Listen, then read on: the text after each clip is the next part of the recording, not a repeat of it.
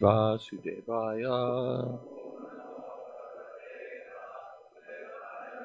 Om Namo Bhagavate Vasudevaya. Om Namo Bhagavate Vasudevaya.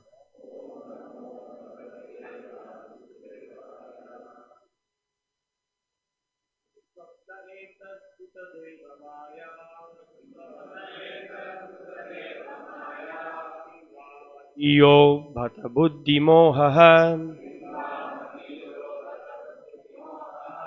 ato amusyaiva mamarbhakasya yak kaschana upattika atma yogaha king swapna etad uta deva maya king va madiyo bata buddhi mohaha ato amusyaiva mamarbhakasya yak kaschana upattika atma yogaha king swapna etad uta deva maya king va madiyo bata buddhi mohaha ato amusyaiva mamarbhakasya yak kaschana utpattika atma yogaha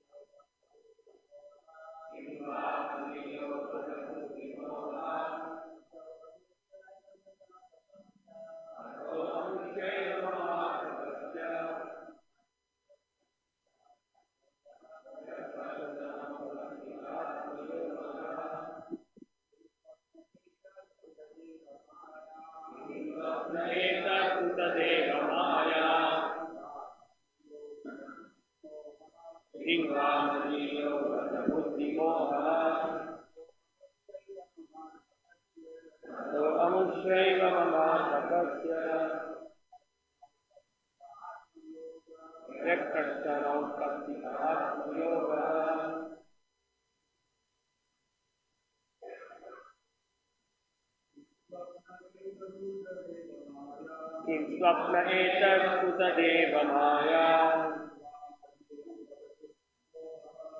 वामदीयो बुद्धियोगः मनुष्यैव ममार्पकस्य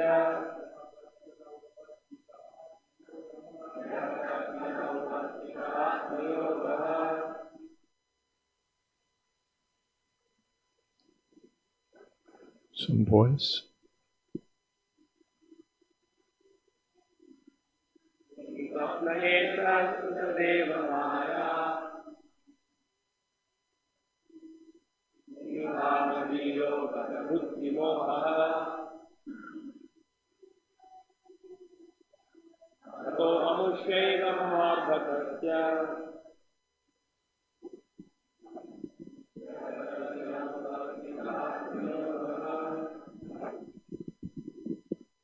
Kim, whether swapnaha, your dream, etat, all this, uta, or otherwise, devamaya, an illusory manifestation by the external energy,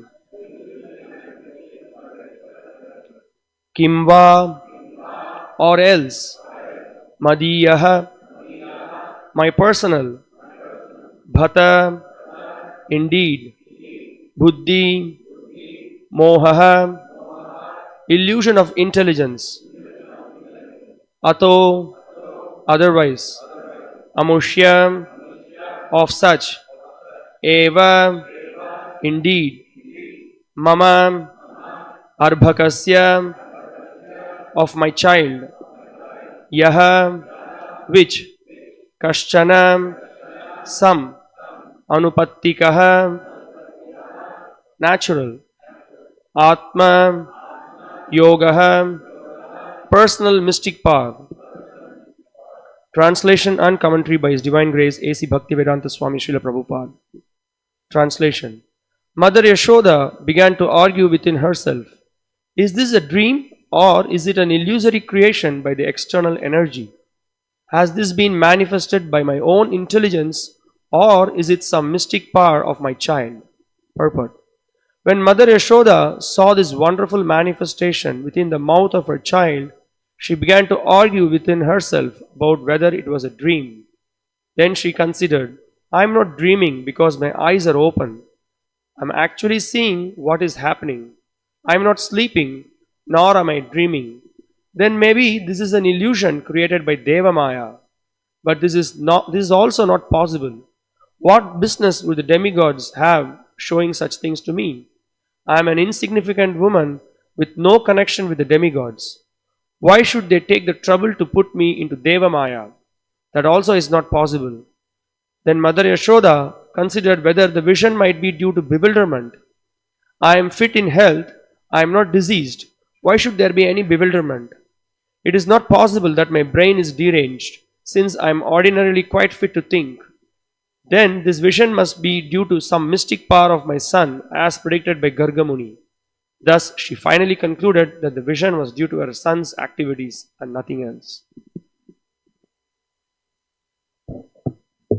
Om Ganatimidantasya Gyananjana Shalakaya Chakshurmilitam Jaina Tasmai Shri Gurave Namaha Shri Chaitanya Manobhistam Sthapitam Jaina Bhutale Swayam Rupakoda Mahyam Dadati Shapadantikam Bandehang Shri Guru Shri Jatapata Kamalang Shri Gurun Vaishnavamscha Shri Rupam Shagrajatam Shahagana Raganatan Vitamstam Sativam Sadvaitam Savatutam Parijana Sahitam Krishna Chaitanya Devam Shri Radha Krishna Padan Shahagana Lolita Sri Vishakhan Vitamscha He Krishna Karuna Sindho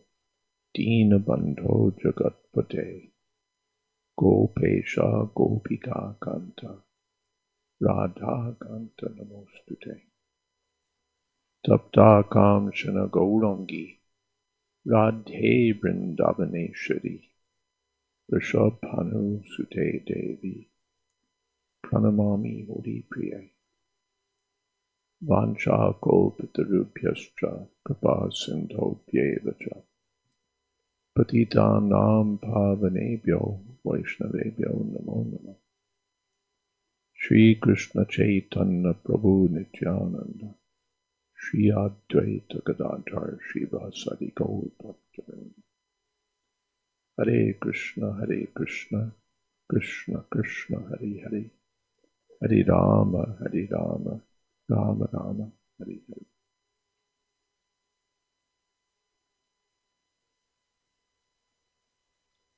Kim Swapna Etad Utadeva Maya Kim Va Madiyo Batabuddhi Moha Ato Amushaiva Mamarpakasya Ya Kaschanautpatika Atma Yoga. Mother Yashoda has seen this extraordinary vision described yesterday with all the ingredients of creation, seen and unseen, gross and subtle, the entire universal form, everything in one place. And so naturally she's wondering, what am I seeing? Kim Swapna. Maybe this is a dream, but I'm awake. And I'm seeing things as they are. It doesn't seem that I'm sleeping. That's not the explanation. Kimva Kim Swapna Etat Uta Devamaya. Or maybe this is some influence of the demigods. Maybe they're doing something. Maybe they're showing me this extraordinary vision. But why should the demigods bother with me? Why should the demigods bother with me? I'm just an ordinary cowherd woman. So that doesn't seem to be the explanation either. Kim va madiyo batabuddhi moha. Or, alas, maybe I'm going mad. Maybe my intelligence is, my brain is cracked. My intelligence is deranged.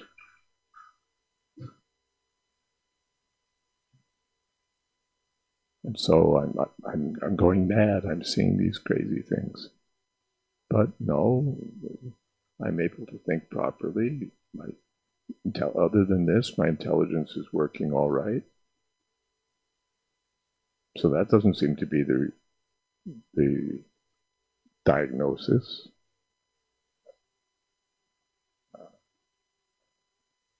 Ya kaschana outpattika atma yoga ato amushaiva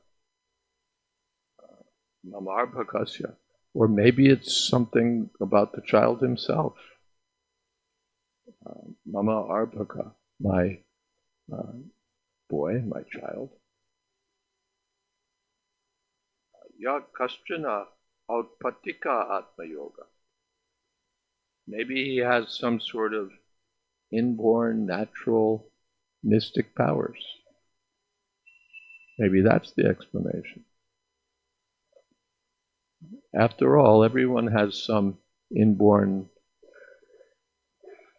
mystic power. Prabhupada said, mystic power means you don't know how to do it. The ordinary birds can fly. We don't know how to do that. The trees eat with their feet. They eat with their feet. Therefore, they're called Angripa.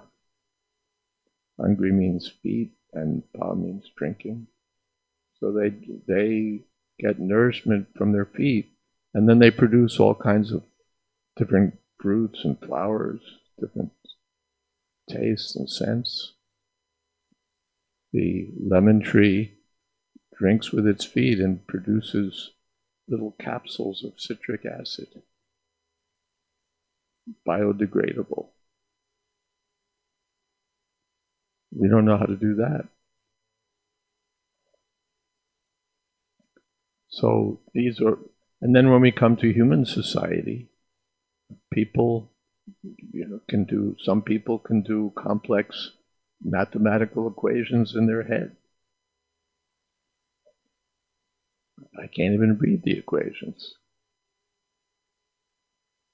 Some people, they're, what are they called? Idiot savants. They're what's the word? They use these, we used to say retarded, now they say mentally challenged.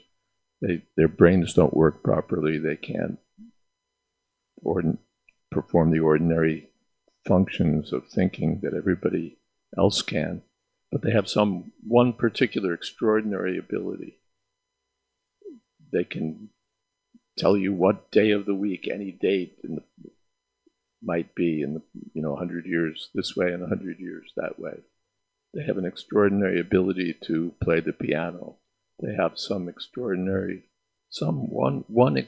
ability. Otherwise, they're, as they say, idiots. But they have one extraordinary power. According to scientific research done by parapsychologists, it seems that everyone has some built-in mystic powers. Mystic powers Of course, they don't call them mystic powers, but they call them paranormal abilities. For example, the ability to know what may happen in the future, or the ability to move things without any muscular involvement, without touching them or pushing them, or just by willing, you can move things. Or the ability to see things at a long, long distance beyond the range of the eyes, even in another country. These are called paranormal abilities. And there have been examples of extraordinary people who apparently have such capabilities. Of course, we know of yogis who can do these things. But scientific research has looked at more contemporary people who seem to be able to do things, or some contemporary people, yogis are not. And because those things can be perhaps faked, they've been more interested in statistical, small-scale effects that are statistically significant. At Princeton University, they did some experiments. The head of the engineering department at Princeton, in fact, rigged up all sorts of machines that would present to the user, present to you a simple task, like we have lights going clockwise. And the lights are actually going that way because of some underlying random number generator. Da, da, da, da, da, da. Now we want you to will them to go the opposite way, counterclockwise. And over many, many, many, many, many, many trials, they found a slight but statistically significant result indicating that more or less anyone could influence that machine just by thinking. That's not supposed to happen normally, but that's a paranormal ability, which their research indicates everyone more or less has. And in further confirmation of that capability, they noticed something called a sheep-goat effect. If you were a sheep, that is to say, if you believed in these things, you were more likely to produce the effect. You'd get effects above baseline normal. And if you were a goat, if you didn't believe in such things, if you thought it was all nonsense, your results would be lower than normal. Again, indicating that something was going on.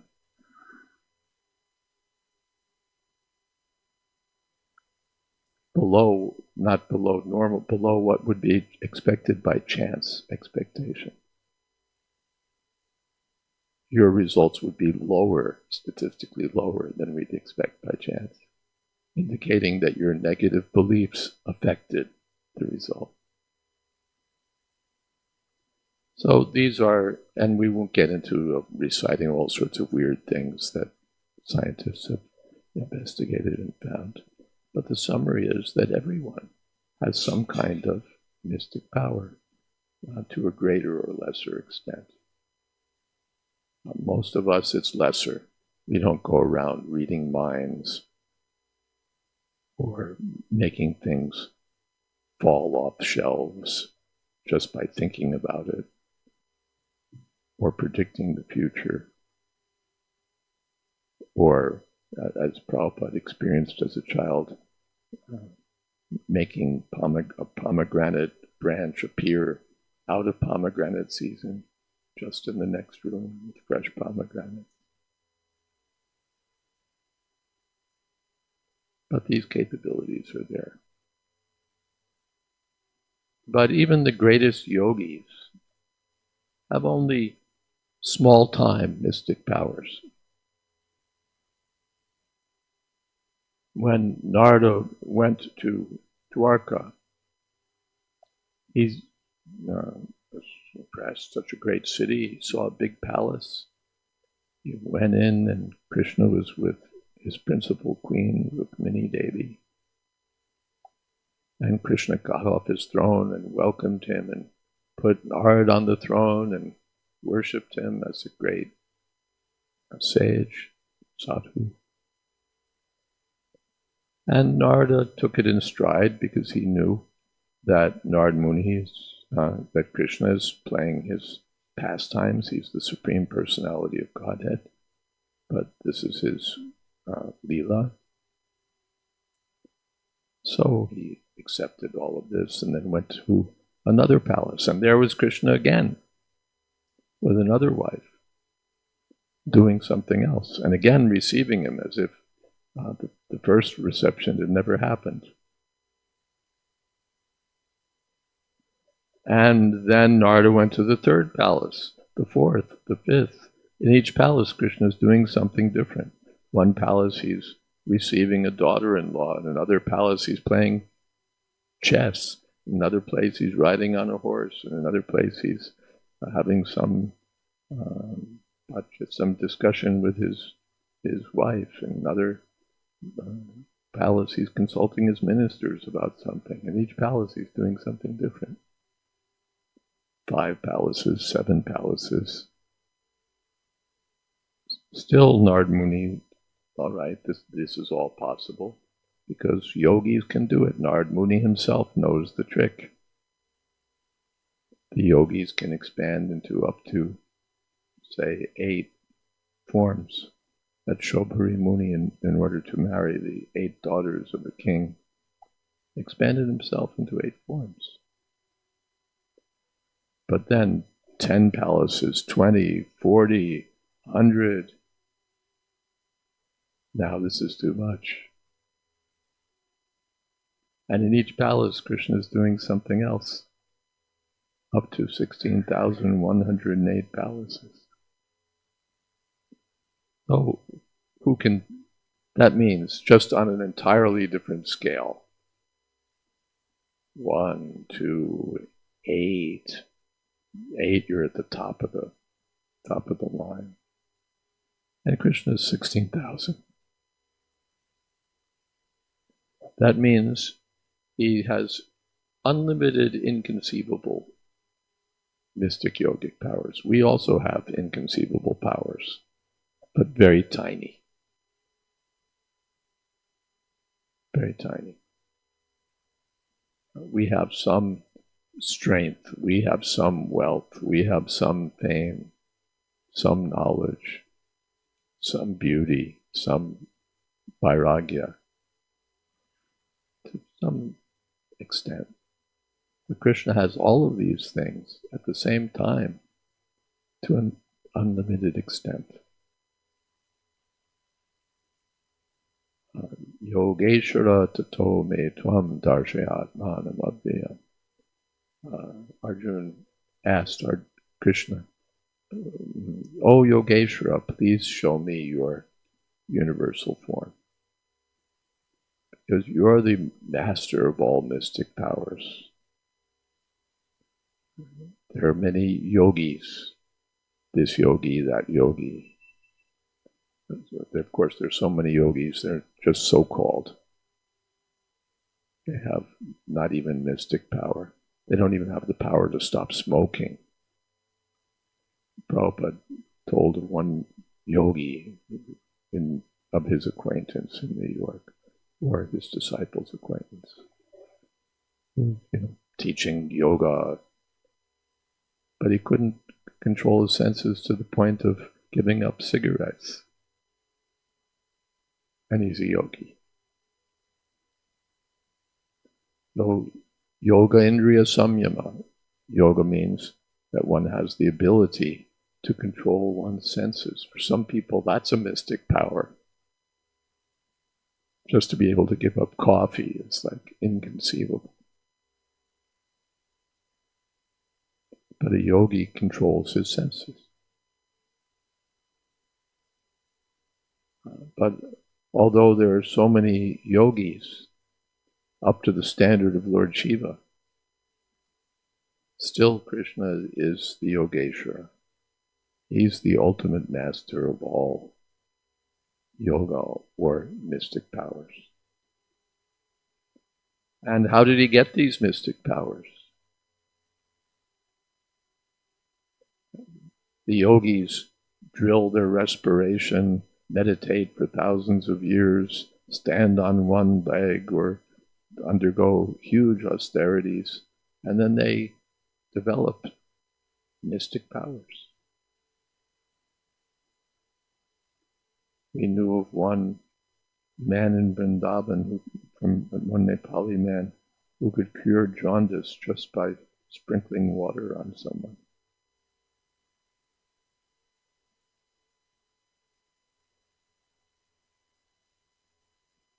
So they developed these powers. Hiranyakashipu, standing on his toes for thousands of years, he became so powerful.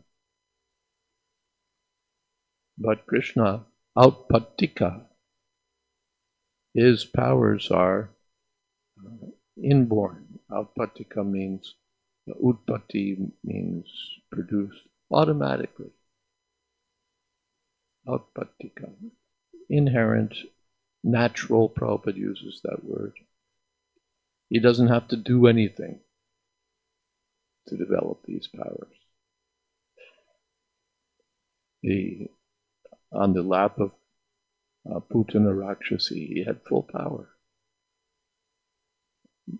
Not that he first had to undergo tapasya.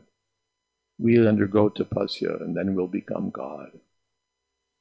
Krishna is always God. He doesn't have to do that. When he appeared in the prison of Kanks, he appeared with Shankha Chakra, Gada Padma, Mukut, everything. What ordinary child does that? But from the very beginning, here we see that while he's a child eating dirt and playing with his friends, he's capable of showing the entire universe within his mouth. No one can show that. They can show something, but not that. The magician can do some wonderful things. Again, I was sitting with, anyway, I don't have to tell that story. Some fun incident. But the magician appears to have some mystic power.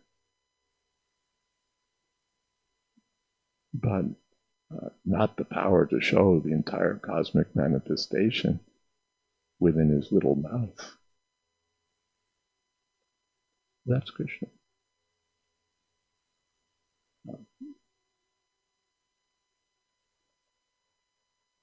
Nakarya tasyam karnam trividita. He doesn't have to do something to become God. He doesn't have to do anything to develop mystic powers. Aukantika, swabhaviki. These powers are naturally serving him. All the mystic powers are serving him. Beauty is serving him. Knowledge is serving him. Strength. Everything. Ekala Ishvara Krishna Sabhutya. He's the one supreme controller of everything. In the material world, in the spiritual world. So, outpattika, Atma Yoga. It's his own power. Even if we have some mystic yogic powers, they're borrowed. We developed, who was that? Jayadvaita. He developed the power that you'll be able to defeat each one of the Pandavas one time.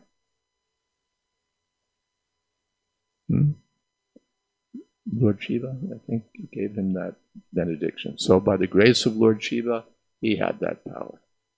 By the grace of Lord Shiva, I think again, that Shalva got an incredible airplane that could sometimes appear to be one, sometimes appear to be many, sometimes disappear, sometimes appear. He developed that. By the grace of different demigods, that Hiranyakashipu is practically invincible. But all of these powers came from somebody else. By the grace of the demigod, by the grace of the guru, Karn, by the grace of his guru, he was able to do so many things, but then he was cursed by the guru also. When you most need the mantra, you won't be able to remember it. So we have some powers, but they're contingent. In the right circumstances or with the right blessings, we can show some powers. Depends on the circumstances, depends on our state of mind.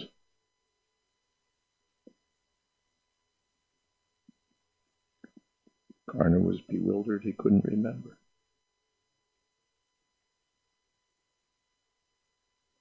All of our powers are contingent. Arjuna, he was able to defeat everyone at Kurukshetra.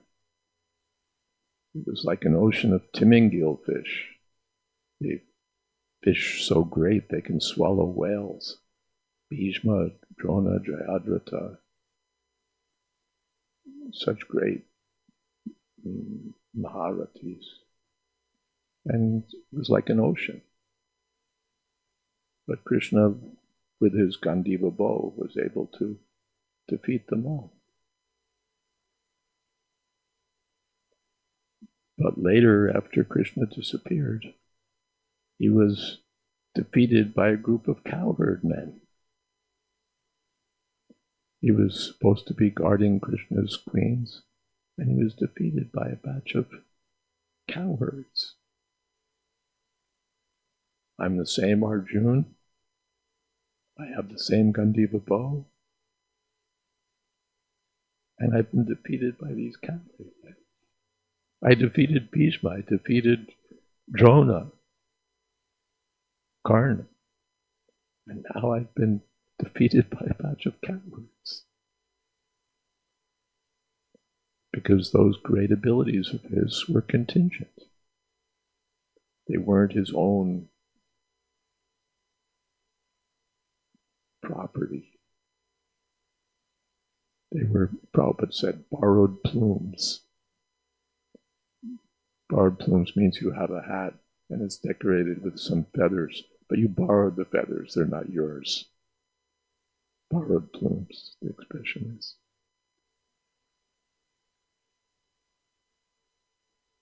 So everyone else, they may have some power, but it's borrowed.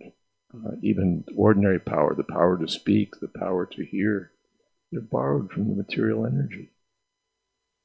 As long as the material energy allows, I can walk, I can speak, I can hear, I can see. And as soon as things change, I may not be able to walk or to see or to hear or to speak or to remember or to digest or to anything. To say nothing of mystic powers, even the basic powers are contingent on some higher authority. And I'm claiming that I'm independent.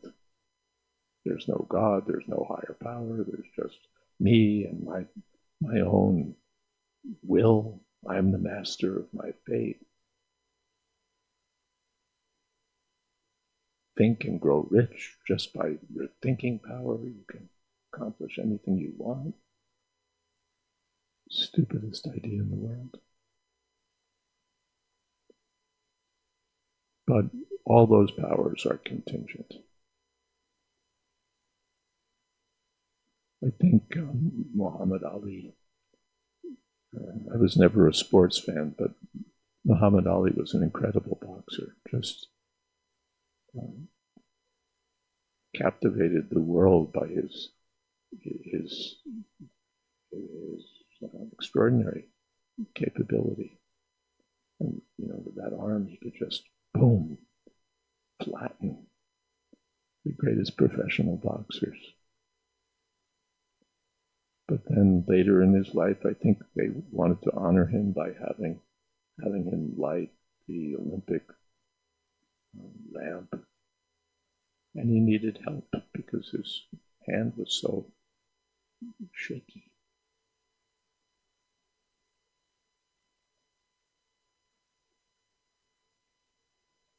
So these powers are contingent, borrowed, dependent on the material energy.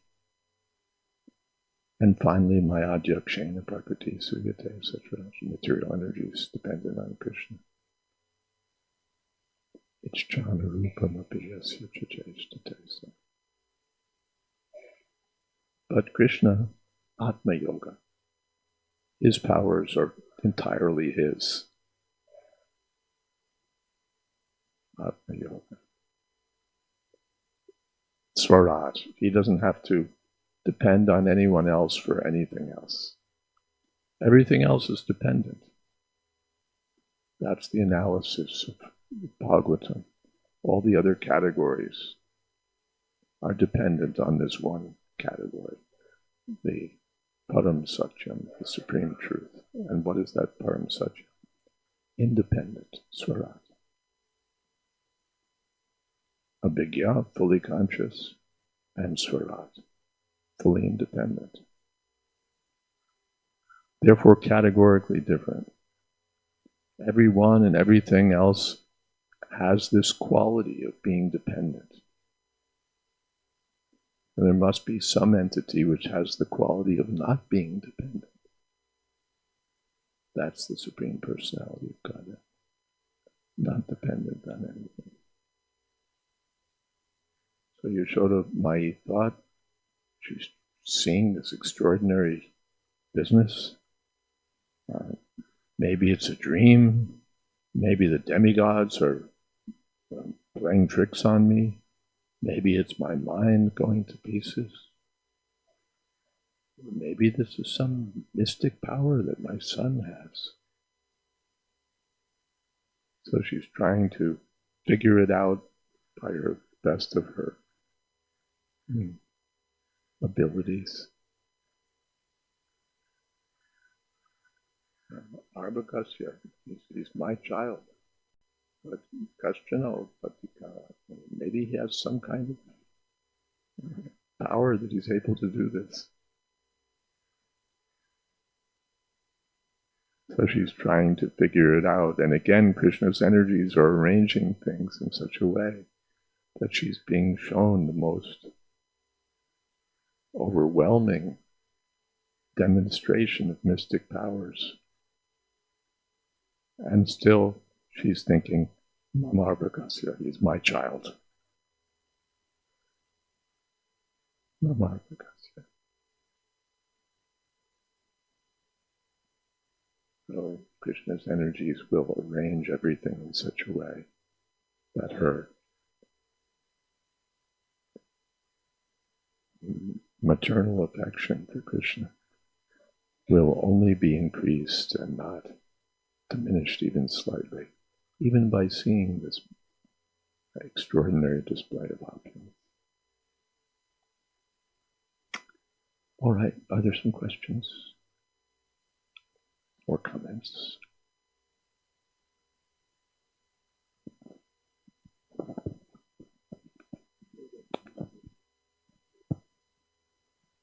Hare Krishna. Maharaj, just you were mentioning every living entity has some mystic power. So in the case of devotees, is it true that the devotees automatically develop mystic powers? Oh yes. Is it true that devotees automatically develop mystic powers? Or is it just in some cases? Or is it just in some cases? all devotees. But those mystic powers are not anima, lagima, prapti, the mystic yogi, the powers of the mystic yogi. The devotees don't want those mystic powers. Even the advanced yogis, for them, these powers are distractions. I performed yoga for so many thousands of years. Now I develop these powers. And then it's like going to an amusement park. I can do this, I can do that, I can do this, I can do that. And I forget about the goal of becoming free from all material desires, becoming free from all material entanglements. Instead, wow, I can do this. The devotees don't want the mystic powers. Even advanced yogis, if they're really advanced, are not after these powers. They're after the absolute truth. But the mystic power of the devotees is that they're able to transmit Krishna consciousness. Or, first of all, that they're able to be in touch with Krishna. By no material means can one come in touch with Krishna. But the devotees are able to come in touch with Krishna. By chanting, by hearing, by remembering, by serving. They're able to come in touch with the Yogeshwara, the controller of all mystic powers. And then they're able to transmit Krishna consciousness. The materialist can't do that. The devotees can do that. And sometimes also they're empowered to do amazing things to spread Krishna consciousness. They can distribute 300 books in a day. They can convince some person who had no intention whatsoever of taking one of these books to take a whole stack of them. How is it possible? And the person goes away. I'm not quite sure why I took them. So for a devotee, those 8 mystic powers, they're insignificant then. They're insignificant then. They're insignificant. And Prabhupada gives the evidence in the Nectar of Devotion that even the materialists can develop these powers. The power to become lighter than the lightest. They've developed planes that fly in the sky for 14 hours or whatever. Space probes that float in space. So they've matched that one. Then there are other things, other powers. They can enter into the earth and create subways. They can all sorts of things they can do. They can know what you're thinking practically. You do a search and Google already knows what you're thinking.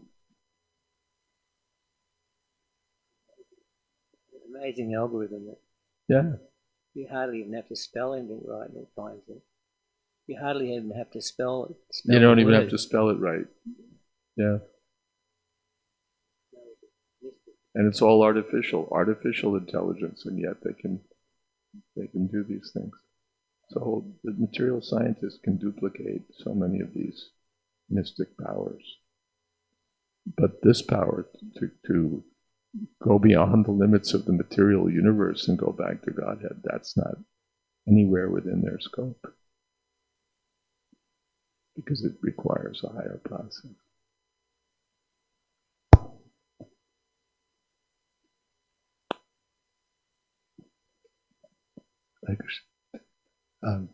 You see that when Krishna showed the Vishvarupam, that universe in the mouth, to Mother Yashoda, then to Arjun, he reacted differently.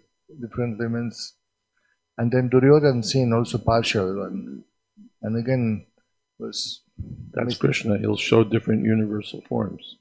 Let me show you the whole universe. It looks like this. Let me show you the whole universe. It looks like that.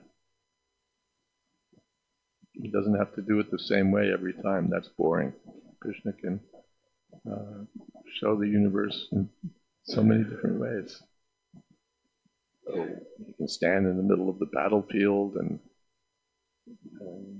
display this impressive universal form, or he can sit there as a child and open his mouth and show the universal form. He can do anything wonderful that he wants, and in different ways every time. It's described someplace in Srimad Bhagavatam, the Kaliya pastime is described in Srimad Bhagavatam, how Krishna was dancing on the hoods of Kaliya, and it's described a different way in Srimad Bhagavatam, that Krishna ropes Kaliya like a horse with the cloths of the gopis, their shawls. He strings it together and makes, reins, and he invites all the Brajbasis to ride on the horse Kaliya. So it's the same pastime, but in different universes and different times. He'll perform it different ways. Why do I have to always do the same thing the same way? Even we have that propensity, which vexed Prabhupada no end. We always want to do it differently. You can't do the arti the same way. You have to do something different. You can't lead the kirtan the same way. You have to do something different. You can't cook according to the recipe. You have to do something different. We have this incredible urge to do something different. Prabhupada quoted a Bengali song, walk on your hands, just do something different. Kichu nuton koro. Do something different. So, why? That's originally there in Krishna. He likes to do things differently. And he has the right to do them. He doesn't mess things up when he does them differently, because he's absolute. So he can do them any way he wants. Swaraj. Not bound by the rules. We're bound by the rules we have to follow. We're not Swaraj or meant to be Swaraj or aspiring to be Swaraj. We want to be the servant of the person who's Swaraj. But the materialists, everyone wants independence.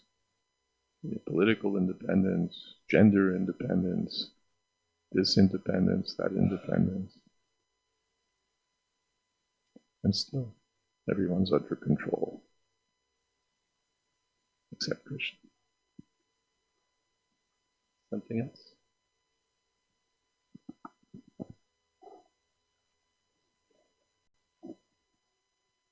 Maharaj, did Srila Prabhupada exhibit any mystic power? And what was this general response to devotees asking about mystic power? I got the first part. Did Prabhupada have mystic powers? And the second part?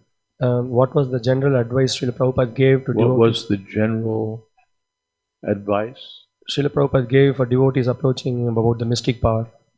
General advice about mystic powers? Didn't have to give us much advice because we didn't have any. But Prabhupada's mystic power was that he could spread Krishna consciousness all over the world. That he could take mlechas and yavanas, he could take the most degraded people you can imagine and make them wonderful devotees of Krishna. That's his mystic power. Someone asked him about that. That was his answer. The power to what is that? Vaishnavera Kriya Mudra Vigeya Mudra. By the, no one can understand. Vaishnava, what is that? Krishna Shakti Bina Naitar Pravata. Without getting mystic powers from Krishna, no one can spread Krishna consciousness all over the world. But Prabhupada, he always deprecated mystic powers. There's so many yogis, that's their claim to fame. When he died, his body didn't deteriorate. He produced Rolex watches from thin air. He made this appear. He made that appear. He could levitate. He could do this. He could, that's all about mystic powers. That's finally what's wonderful about them, is their mystic powers. And so the heck what? What's the use of your mystic power? What is your mystic power compared to Hiranyakashipu's mystic power? And anyway, what will your mystic power do for you at the time of death? In this life you may have mystic powers, in the next life you'll be a dog. And worse than making a big show of mystic powers, by your show you want to claim that you're the Supreme Personality of Godhead. You want to cheat the world by showing some mystic powers, and then I'm God. You're a jackal. You're a jackal, and you want to be Janardhan. You know the story of the jackal. He became blue. There was some jackal, and somehow or other he fell into a vat of blue dye, and he became blue. So then, what to do? It's quite embarrassing to be blue like that.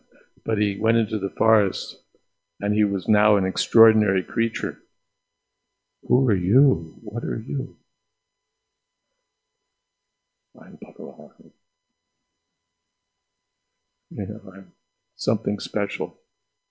So all the other forest animals were offering their homage to this extraordinary creature. But then one time, off in the distance, some jackals were barking and howling. That's what they do. They were howling. And so the blue jackal, because he was a jackal, he also began howling back. And then all the other animals say, "You're a jackal."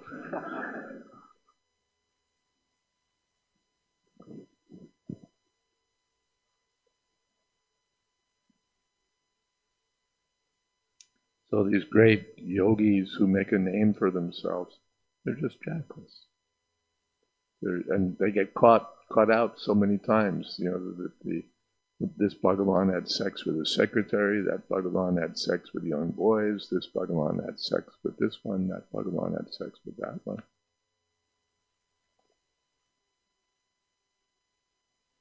They can't even control their senses, and they're the Supreme Personality of God.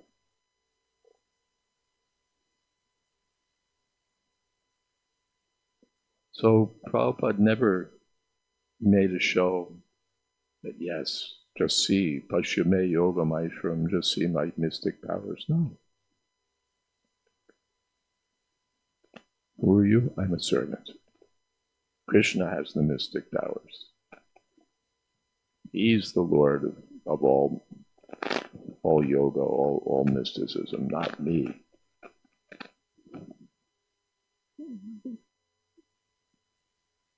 That was Prabhupada's greatness. Yes. Yeah, Prabhupada even made light of the demigods. Yeah. What is that? Kita Pushpayate.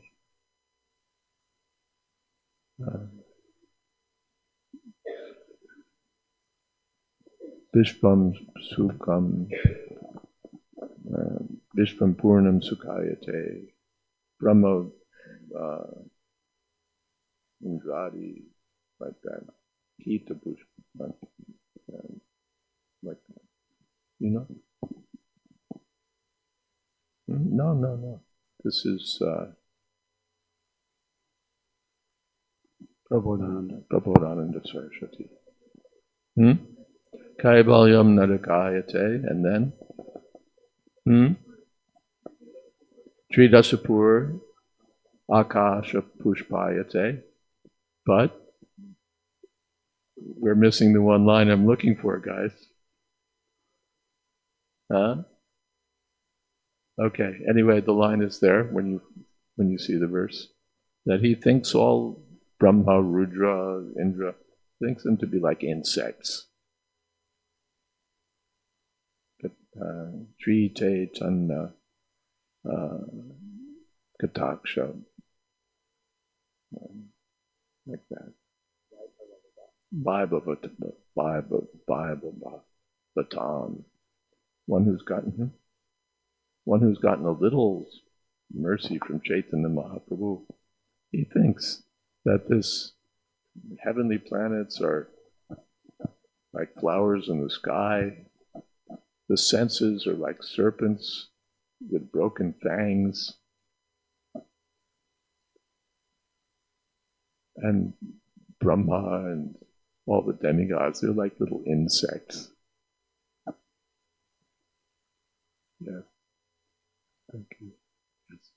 About yoga, we know that Rupa Goswami defines bhakti as being freed from karma and gyan. Pretty much every non-devotional option falls within either one of those categories, but yoga seems to be somewhere in between. So is it a fruitive activity, or is it mental speculation, or what is it? Is yoga a fruitive activity, mental speculation? In the beginning, it's like a fruitive activity. What is that? In the Aruruksha Munir Yogam Karma Karna Muchate. In the beginning, it's basically work. You do all these sitting exercises and this and that. So it's a kind of karma. And when it's aimed at material enjoyment, then it's karma. That Hiranyakashipu, he did mystic yoga, basically. But the idea was to become the enjoyer of the material energy. So if we're doing some kind of mystic process, some yoga, of course, now they do yoga just to feel good and look good. That's certainly karma. But whatever, if I'm looking to get greater control over the material energy, that's why the mystic powers are a trap. I'm trying to ascend to freedom, mukti, freedom from material illusion. And I just got trapped. You could create a universe.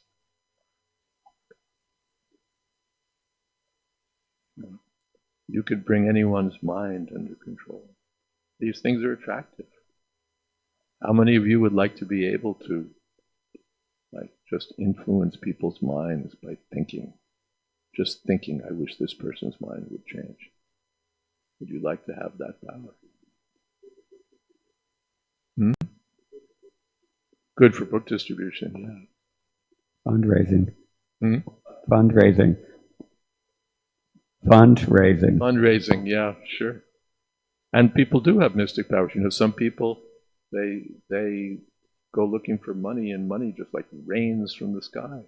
And then other people go looking for money, and money like whoosh, disperses. But you know, these things are attractive. We would like to have, you know, we'll do so much for beauty, for strength. They'll go to the gym for strength, spending money. For beauty, for strength, for wealth, for power. So people undergo some kind of austerity, some kind of discipline for power. Who was that?